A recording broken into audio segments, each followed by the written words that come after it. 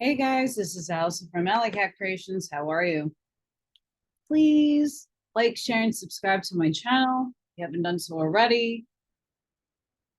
Get this information far reaching.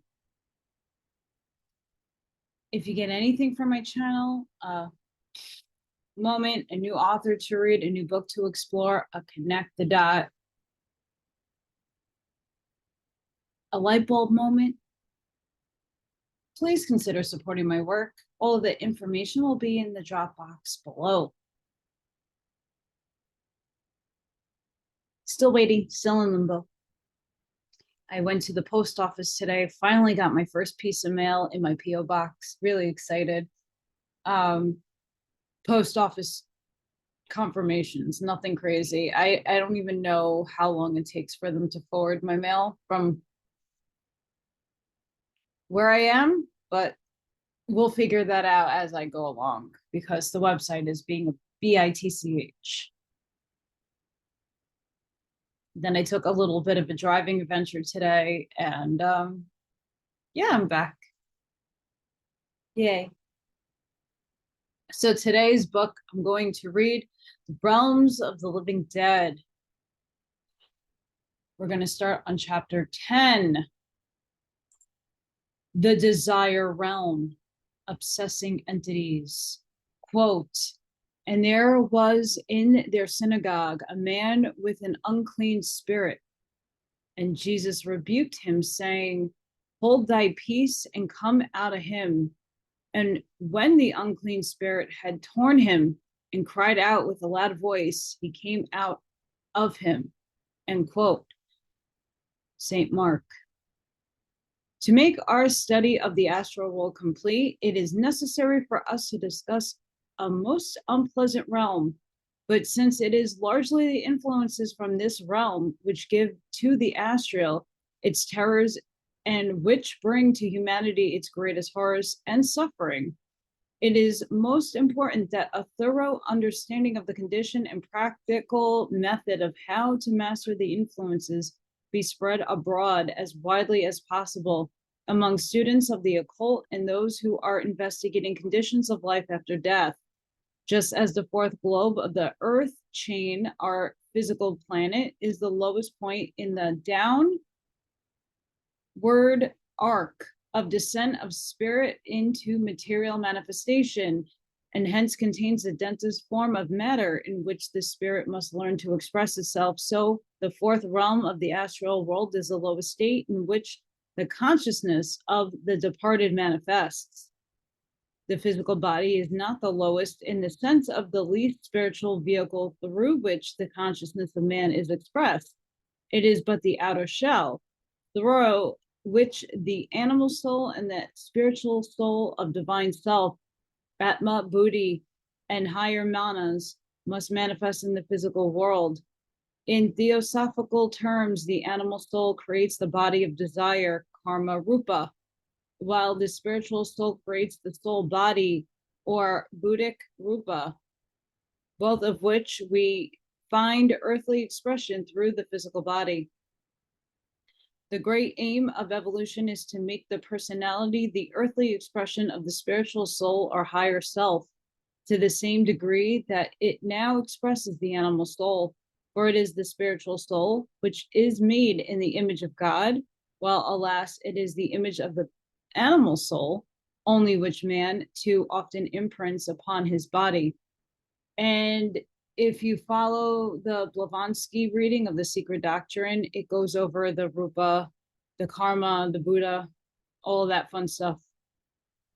The astral bodies, therefore, of those dwelling in this realm are lower, denser, more material, and impure than the bodies of those dwelling in any other realm of the astral world. This realm, in many of its aspects, overlaps the realm of reflection. But while both are dense, close to earth, and ruled by earthly desires, the desire realm contains the grossest, most impure, and degraded desires. The persons have sorted earthly, but not necessarily impure or evil desires, occupying the borderland between the two realms. This, therefore, is the realm in which we find those who, while on earth, were murderers, habitual or periodic drunkards, criminals, procurers, profligates, prostitutes, degenerates, drug fiends, etc., together with those who secretly desire to give free rein to those passions and appetites, but who were restrained not by a desire to be good or and pure, but merely because their social, business, or political position made it good policy. In this realm, unhampered by any such considerations, they would find an opportunity for unbridled license and unlimited gratification of all their evil tendencies, provided they could find the necessary means for their expression. A knowledge of the conditions obtaining in this realm of the astral world offers a powerful argument against capital punishment, for the execution of a murderer or other criminal merely removes his hampering physical body, which at least limited his evil activities to the physical world. Executing or destroying the physical body sets him free in the astral world, embittered against society because of the experiences he has passed through, his heart filled with hate and revenge, and able to throw his force over any mind which is open to such thoughts. He therefore seeks to wreak his vengeance upon society and gratify his desires by controlling and obsessing as many sensitive persons as possible, those whose auras are sufficiently open to his influence to permit his entrance into their consciousness. For instance, a sensitive once picked up and handled an axe in a museum and at once came into rapport with the ancient savage who had fashioned and used it. Lizzie Borden. With such contact came the almost overwhelming desire to experience the sensation of delight felt by the savage as his axe crushed through the skull of his enemy. But unless sensitives harbor some thought or trait corresponding to that of the astral entity, which forms a line of affinity over which he can enter their auras, he cannot control them. Just saying, giving the little wink, wink, nod, nod over there. Once an opening is made, an entrance gained, and his influence or control established, he gradually forces his victim to carry out his ideas of revenge, taking as many lives as possible to pay for society's having taken his life. Thus, while in the physical body, he could commit but comparatively few crimes. When set free in the astral world, he can influence dozens of hundreds to commit similar crimes. Murderers and murders committed under such obsessions are those concerning which the mortal executing the crime either remembers nothing about or can give no reason for, except that he acted under an irresistible impulse, or perhaps say that God or a voice told him and impelled him to do the deed. In such cases are usually pronounced insane. These are crimes committed under some form of mania, paranoia. While medical science says that such a person is not responsible for his acts, occult science says that he is, for he is responsible for opening his mind to such thoughts as will permit the entrance of the obsessing entity.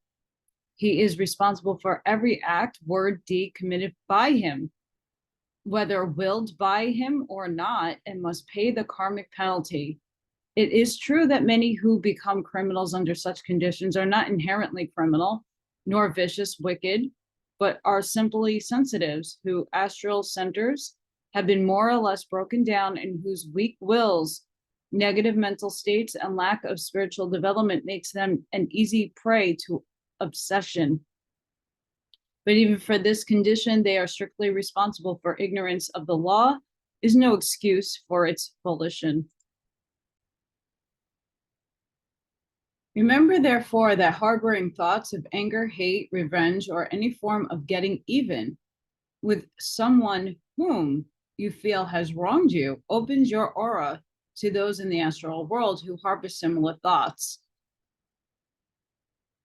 and who will strive to enter your consciousness over the avenue thus opened and stir up and augment your hatred and urge you to execute a further more terrible form of getting even than you would entertain or even think by yourself. The practice of forgiving others is therefore enjoined on and all occult and spiritual students, for as long as you hold antagonism toward anyone you bind yourself to, that one with a powerful tie, and also open yourself to obsessing forces along that line. The drunkards who had left the physical world also form a large and in part class in the desire realm, for they too seek to gratify their desires through sensitive mortals. In fact, our long experience with cases of this kind leads us to the conclusion that nearly every case of confirmed and habitual or periodic drunkenness is a result of an obsession. That medical science is already beginning to suspect that this truth is shown in an article by Dr. T.D. Cothers, connected with a research foundation organized in Hartford, Connecticut, to take up this new question and seek an explanation of the puzzling phenomena of the drink evil and paradoxical symptoms of the victims.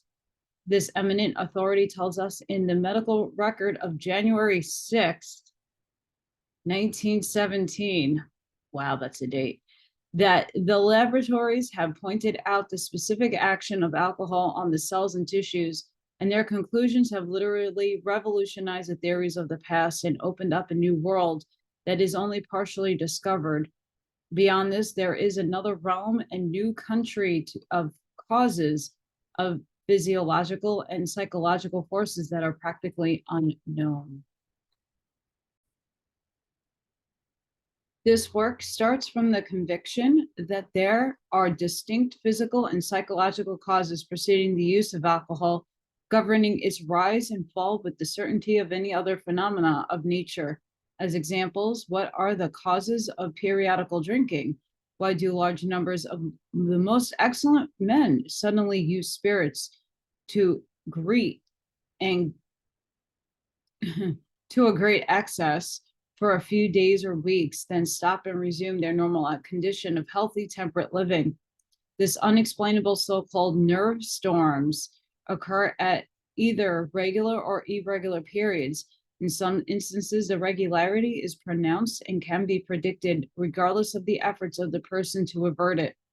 The free interval between these drink storms is marked by most exemplary living and conduct, and the drink periods are especially prominent in insane and idiotic acts.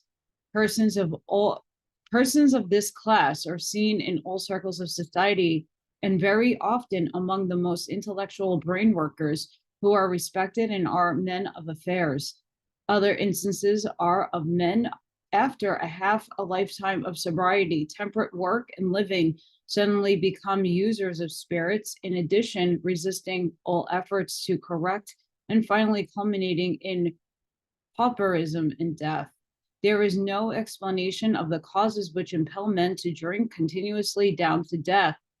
This begins sometimes at the height of prosperity and achievement, or following disaster to property and family.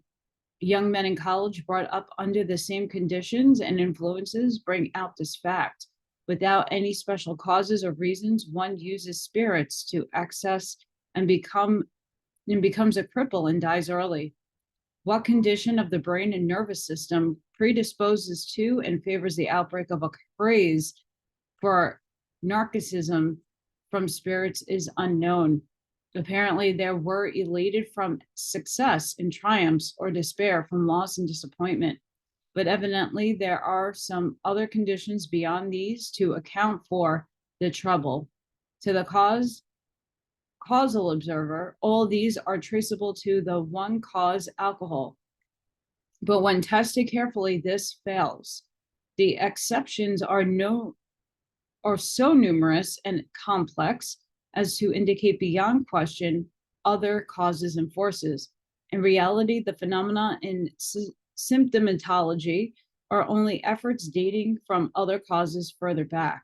There is but one explanation that covers all the facts and phenomena, and that is the one here presented. To explain how this condition is brought about, we cannot do better than to quote from what we have already said in the voice of Isis. Quote, "The human body is the temple of the living God. Within it are certain vital centers comparable to doors, which open into inner shrines. Using these centers as points of contact, the life force from the higher planes flow into the physical body through them as an electrical current flows through a wire. These centers or doors are normally protected by nature with oily coverings or sheets composed of both astral and physical matter.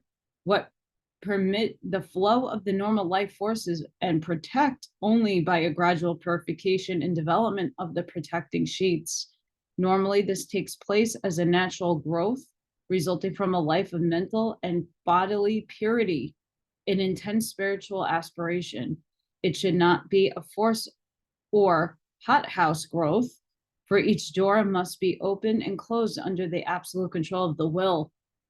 Once these sheets are destroyed, the person is no longer able to close the doors and so becomes an easy prey to the dozens and of the astral.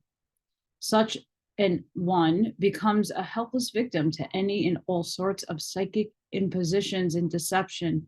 There are several abnormal ways in which the oily protecting sheets can be broken down and the doors thrown open, chief among which are the use of alcohol and narcotic drugs. Chemically speaking, ordinary alcohol is ethyl hydroxide. The ethyl, the spirit, vibrates to the highest rate reached by mere physical matter, the point where matter transcends the physical and enters the astral. The ethyl actually functioning on both planes. Narcotic drugs also contain an ethyl element.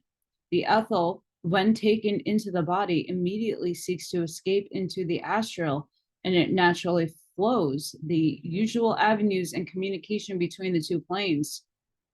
But in escaping, it passes through the centers in a reverse direction to the normal currents and gradually burns off the insulating sheets until in time they are utterly destroyed, just as an electrical insulation might be burned off by interference with the normal flow of a current. This breakdown may be very, very rapid, as in the case of a habitual drunkard or a drug fiend, or it may be insidious and not show markedly for several incarnations. But the result is certain, and every indulgence in the substances mentioned is a step towards the end. Ultimately, this leaves the doors unguarded and open for all horrors of the lowest astral realm to rush in and take possession of the temple of the living God, thus desecrated. It's the truth. Buehler-Luyten gives a realistic description of some of these horrors in his occult novel, Zanoni. In that story, the student opened the doors abnormally by the use of drugs, and being unable to close them through fright at the sights that met his gaze, was haunted until his death. It is our duty to give our sympathy and help to this class of sorely afflicted ones, for since it took many lives to break down the protective sheets, it will require a long, hard fight to rebuild them. Hence, do not let such unfortunate ones become discouraged. No matter how many times they fall back into the old habits, every effort to conquer aids in the rebuilding, and the very fierceness of the struggle will ultimately strengthen the soul. These sheaths are not broken down in one incarnation, but since in each incarnation there is a tendency to repeat the same old mistakes until they are conquered, so in each incarnation there is a tendency to increase the weakness brought over from the past until the final breakdown becomes. The rebuilding must necessarily follow the same law, be brought about by gradual accomplishment through determination and persistent constructive effort. Our teachings on the subject have been strikingly collaborated since their first publication in 1912 by Judge Hatch in 1914 through Elsa Barker's letters from Living Dead Man as follows, quote, desiring one day to see the particular kind of hell to which a drunkard would be likely to go, I put myself in a sympathetic and neutral state so that I could see into both realms. A young man with restless eyes and troubled face entered one of these gin palaces. He was leaning on the bar drinking, and close to him, taller than he, bending over, with its repulsive, bloated, ghastly face pressed close to his, was one of the most horrible astral beings which I have ever seen. It was literally sucking the liquor-soaked face and life of its victim, absorbing him, using him in the successful attempt to enjoy vicariously the passion which death had intensified. The youth man who leaned on the bar in this gilded palace of gin was filled with a nameless horror and sought to leave the place. But the arms of the thing that was now his matter clutched him tighter and tighter. The sodden, vaporous cheek was pressed close to his. The desire of the vampire creature aroused an answering desire in its victim, and the young man demanded another glass. Even a moderate drinker gradually breaks down his doors until finally he reaches a point where, without definite training, he can no longer protect his aura from invasion by those who will affinize with him in a desire for alcoholic stimulation. As such obsessing entities gain more control over the victim, they urge him to greater and greater access. The victim's innate goodness, respectability, and spiritual guidance usually makes him rebel at first, and he is stilled with the shame, remorse, and sincere repentance, the force of which may be strong enough to enable him to resist, perhaps for months. Then his unconquered self-indulgence and fancied security, his fancied ability to take a drink or let it alone, leads him again to open the door, and again the obsession takes place. A few instances which have come under our personal observation may serve as concrete illustrations of the disastrous results of this form of obsession. A brilliant young newspaper man in a large eastern city was occasional user of the light drinks, the so-called social glass of beer and wine, but did not care for and could not stand whiskey, brandy, gin. He had an older brother, however, who had died suddenly from a prolonged spree. The younger man was of the quick, impressionable, sensitive, artistic temperament, and with what psychic. Soon after his brother's death, he complained to us that his brother was coming to him psychically and urging him to drink.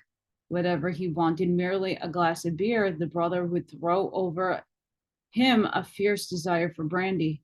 Little by little, he gradually yielded to this augmented desire until he finally realized where it was leading him and began to resist. He then related to us the terrible battles, lasting sometimes for hours and days, he was having to prevent the brother from completely obsessing him. At last, tired out with the struggle, he would give in for this once, or he would promise himself. Then he would start in drinking brandy, whiskey, gin, which by this time he had come to loathe. His stomach was so sensitive and rebelled against it so strongly at first that he would often have a drink, the third or fourth glass of whiskey or brandy, before his stomach would retain it.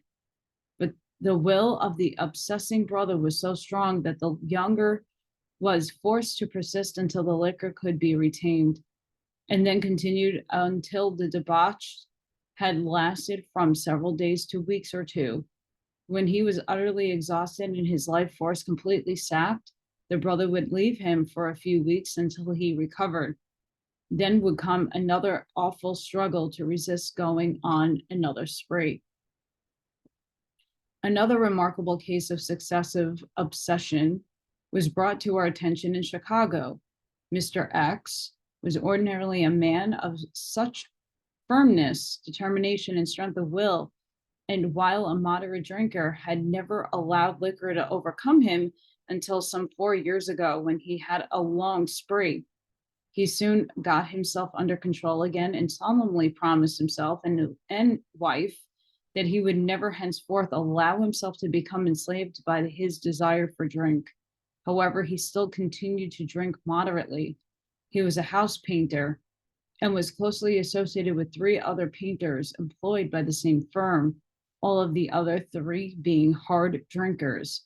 3 years ago, one of these 3 died from alcoholism, and a year later, almost on the same day, another died. Last January, the 3rd and last of the 3, after a long debauch, committed suicide on the anniversary of the second one's death. This last man was the foreman of the gang in which Mr. X and the others worked and had devoted all his spare time to drink and the pursuit of women. Mr. X had been a close friend of his, and upon his death appointed to his position as foreman. Now the direct evidence of the obsession of Mr. X begins with the death of his friend and foreman last January. Mrs. X states that since that time, her husband seems utterly unable to control his desire for liquor and had been getting steadily worse. He has experienced periods of great remorse during which he would swear never to drink again, but would then go out and drink until his money was gone, being absent from home several days and leaving his family without money for a week at a time. During these sprees, he would also visit the same class of women as did his dead foreman and former companion, although previous to this time, he had never been a licentious man. Both Mr. X and his wife were somewhat psychic, and both have seen the departed foreman enter their flat as a dark and chilling specter, especially one night when they saw him come in from a narrow hall that led to a room which they knew a drunkard man was sleeping off his debauch. Here we have a series of obsessions which gradually killed off one after the other of the original group of 4, until now only Mr. X is left. Each departed one naturally returned to the group with which he had been so closely associated and added his craving for drink to that of the ones left behind, driving them to still a further excess. This accumulative force so overwhelmed the foreman that he was driven to suicide to get rid of the obsessing demons, and it bids fair to overwhelm his successor, Mr. X, unless he takes most energetic steps to rid himself of the influences. As an instance of an unsuccessful attack of similar kind in the case of a student of this order, this time a woman, a psychic, who had been trained according to these teachings and who understand how to maintain her self-control and protect herself. She was entering the elevator of a large office building when she felt her feather neck scarf pulled from her neck. But the elevator door had closed ere she could turn around. She was obliged to go on up to the office where her business errand called her. In the office, while standing near a certain desk, a feeling of intense depression and horror came over her, which made her fear that the man at the desk was contemplating suicide. On descending to the street entrance, she asked the elevator starter if he had seen anything of her neck scarf. Yes, he said, I saw you drop it. You will find it back there in the corner. As she walked back to the dark part of the hallway, a man presented himself to her psychic vision and accosted her. When she asked what he wanted, he said that it was he who caused her scarf to drop, off in an effort to attract her attention, as he knew she could communicate with him, and he wished her to do him a good favor. He told her that he formerly had the desk near which she had stood in the office she had visited, and a few months ago had committed suicide in his chair at the desk following a prolonged spree. He said he had not had a drink since passing out, and as he was suffering intensely for one, he begged her to go and take a drink for him so he could get stimulation of the alcohol by contact with her aura. He even offered to guide her to the ladies' entrance of a certain high-class cafe, of which he knew where she could drink quiet, unobserved. This she, of course, refused to do, but said, as she was thirsty herself, she would go and get a glass of ice cream soda, if that would do him any good. He said he didn't want a soda and grew quite angry and abusive and tried to force her to enter the cafe as she passed by. She resisted, however, but told us that she had never so wanted a drink of whiskey in her life. In fact, never knew before what the craving was. When she brought her soda and tried to drink it, he threw his resentment and disgust over her so strongly that the very sight of the soda nauseated her and she had to leave it untouched. The fact of the suicide having been committed at the desk this lady visited was afterward verified by us. The primary cause for giving away to drink in the beginning is selfishness and self-indulgence. Many moderate drinkers are the good fellows of the community because they have developed their affections and love nature to a considerable degree, but without a corresponding gain in wisdom and self-control. Hence, the very development of their love nature tends to further self-indulgence. Many moderate drinkers are quite sensitive to the influence of the astral world, even though they do not know it or recognize it as such, as they can find no other means of satisfying the inner craving for some form of stimulation, which is really a craving for the spiritual stimulus and thrill of satisfaction, which comes only from vibrating in harmony with the spiritual ideals and guidance of higher self. The only real satisfaction in life they take to alcohol, since it gives them a temporary touch with the astral and a sort of ephemeral pseudo satisfaction, but with the inevitable reaction. Others drink in an effort to drown out the inner craving for true satisfaction, which is more or less active in every heart, for the satisfaction which comes only from the spiritual growth and attainment, but which they either do not understand or refuse to admit and seek. Remember, therefore, that permanently to cure drunkenness, so it will not reoccur, the tendency to self-indulgence and irresponsibility for one's actions must be boldly faced and determinately overcome. The immediate remedy, however, is to impress upon the mind of the victim that the irreversible craving which leads him to excess he is so ashamed of, and which he is so bitterly repents, is not alone his own depraved desires, but the desire of a discarnate drunkard who is seeking to satisfy himself through obsessing the self-indulgent victim. Thought arises before desire. The thought acts on the brain on the organ, and then desire awakens. The following directions, quoted from a letter written by a teacher of the order to such a victim, and whose faithful following has entirely cured him, and many others may prove helpful here. The real cause of your trouble is not with your desire alone, but because you permit a disincarnate drinker to enter your aura and create within you an excessive desire for liquor, that he may satisfy his craving at the expense of your body and your life forces.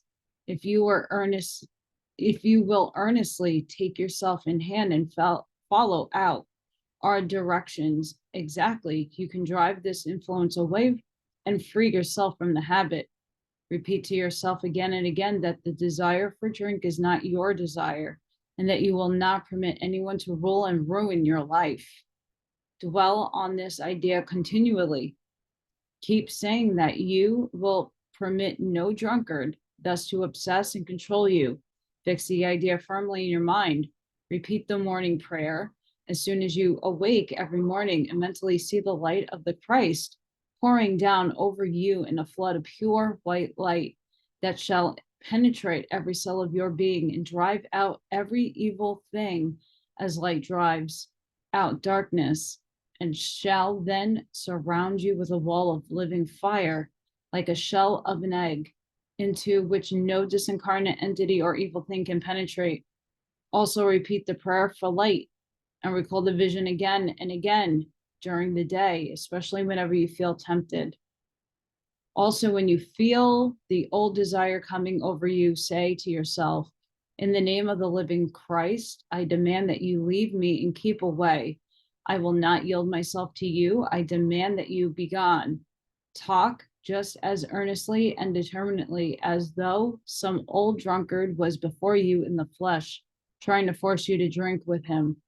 Do not get excited or have the least fear, but talk calmly with absolute confidence in your power, thus to protect yourself and conquer. No matter how hard he pleads, or what plausible arguments he may present, which may at first seem to be your own thoughts, but which will merely be his desire thrown upon your consciousness as to why you should take just one more drink.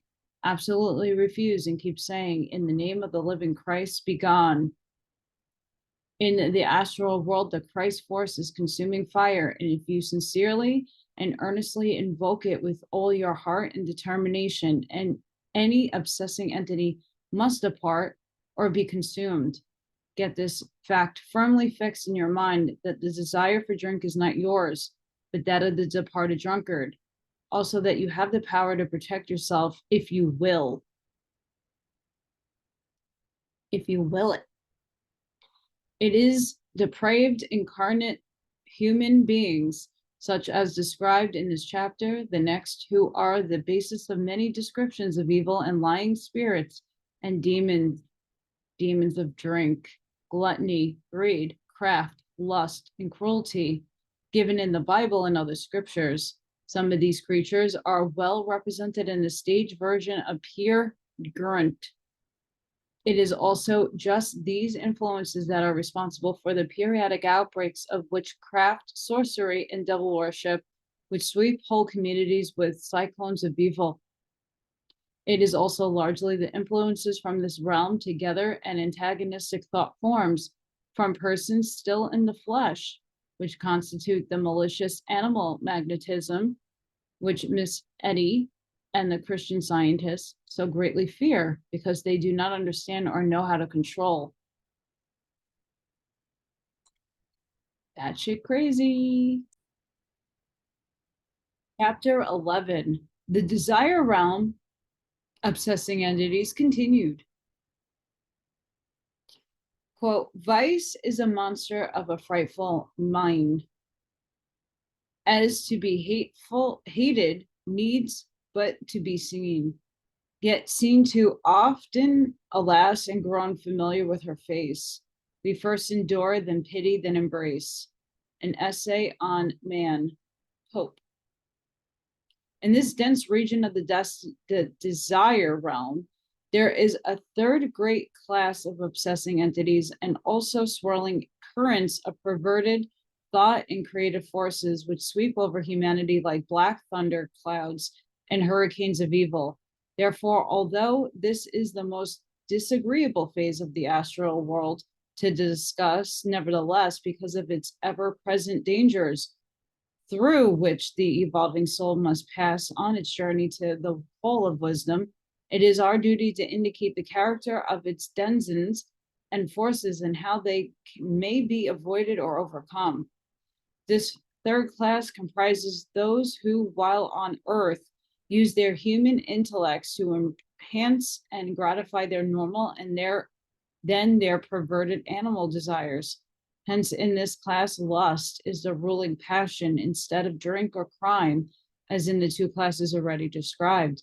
Although both of these classes also seek this form of gratification as a secondary object.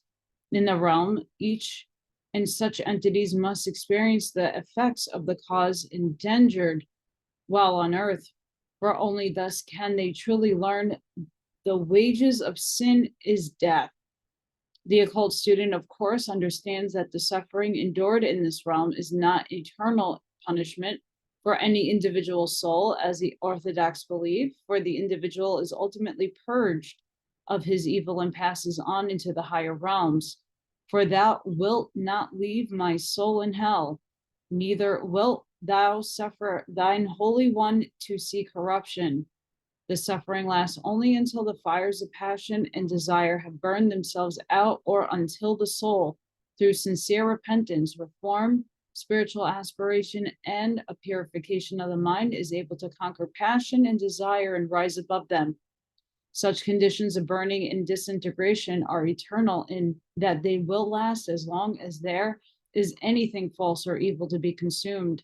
Believing that life consists of sensation and gratified desire, such entities haunt both dens of vice on earth, and also those whose impure thoughts give these entities an opening through which to enter the aura and steal the life force of their victims, that they may prolong what seems to them the only life, and thus escape the approaching disintegration that appears to them to be annihilation. The great danger to the living is that this realm overlaps and is closest to the physical. Hence, many persons dwell in it much of the time who do not consider themselves impure, or who would be horrified and shocked could they realize it was an astral company their impure thoughts and uncontrolled desires led them. In many cases of melancholia, the mind is dwelling in this realm. For when such thoughts are entertained, they open the aura and the consciousness to the influence, suggestions, and forces of the entities in this realm.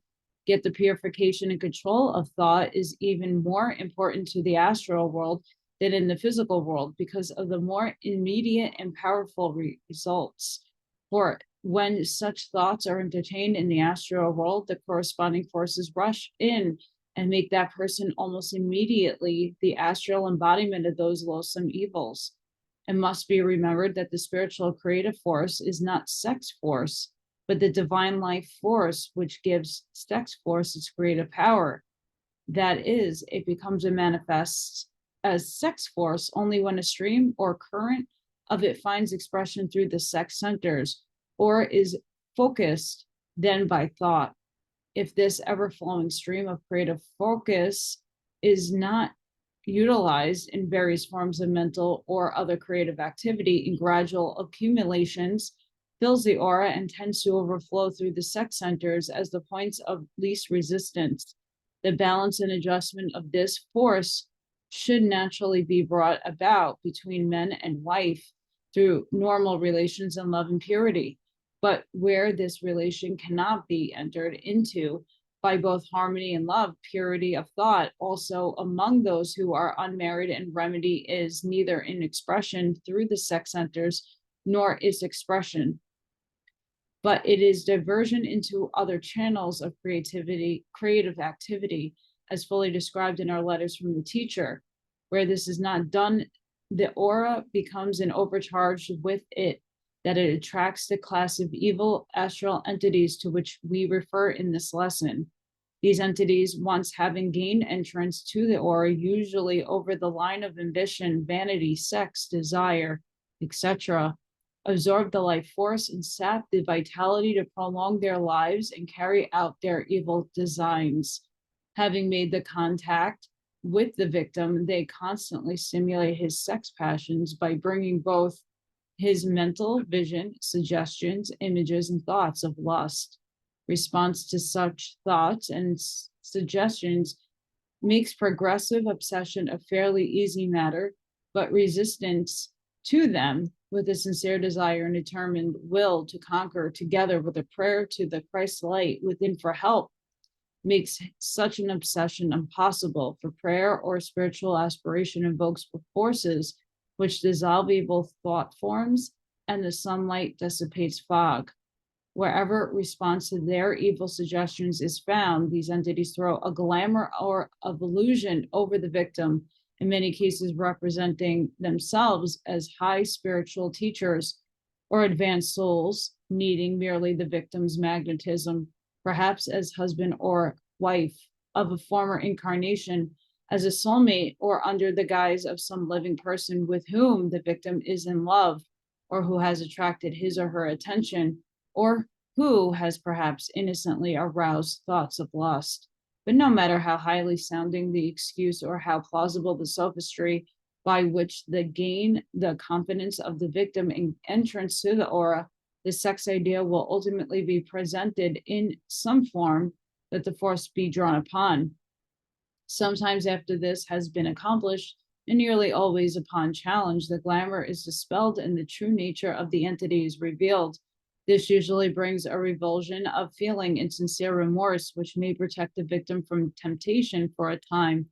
But if the creative force are not diverted from the sex centers and utilized elsewhere, when they again accumulate, he is open to a repetition of the same revolting experience, unless in the meantime he has learned to purify and control his thoughts and absolutely close the door of his aura to such temptations and suggestions. Especially are the above temptations and suggestions apt to the student who is seeking to be led the higher life, for he has deliberately turned away from the old thoughts, indulgences, and habits of life and set a new and higher standard, especially of purity. And his old thought forms and temptations strive to drag him down to indulge them again.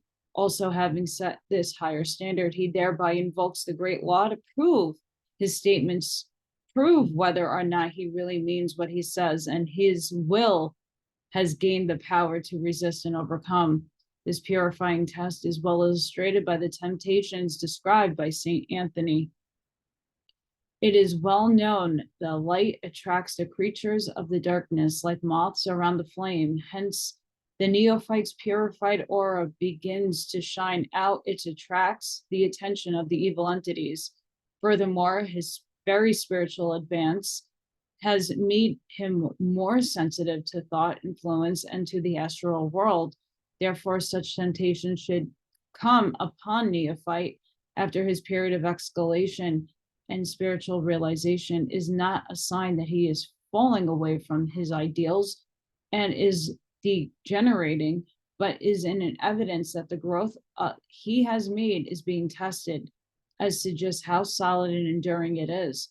No matter how many times he may be overcome and fail, let him put his failures behind him and determine to try harder next time, remembering the real nature of the entity who seduced him and also his own power to gather out of the burning the force of the Christ with which to overcome in the future.